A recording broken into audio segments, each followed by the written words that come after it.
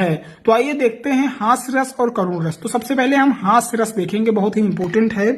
अगर परिभाषा आएगा तो 2 नंबर आपके पक्के हो जाएंगे, अगर उदाहरण आएगा तब भी 2 नंबर पक्के हो जाएंगे। देखेंगे बेटा, हास्य रस किसी पदार्थ या व्यक्ति की आकृति, वेशभूषा, चेष्टा आदि को देखकर सहृदय में जो विनोद का भाव जागृत होता है। क्या होता है बेटा?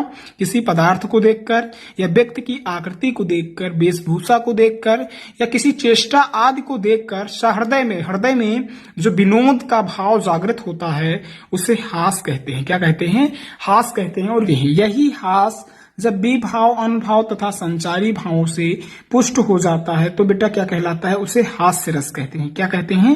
हास्य रस कहते हैं। बहुत ही आसान परिभाषा थी। आप इतना भी लिख सकते हैं कि विभाव, अनुभाव तथा संचारी भावों के पुष्ट हो जाने से जो रस उत्पन्न होता है उसे ही हम क्या कहते हैं बेटा? हास्य रस कहते हैं। बहुत ही इंपॉर्टेंट डेफिनेशन थी, आप समझ गए होंगे। उदाहरण अगर तो देखें तो मुनहि मोहि मन हाथ पराए। क्या है बेटा? उदाहरण देखेंगे, उदाहरण बहुत ध्यान से आप लोग देखेंगे।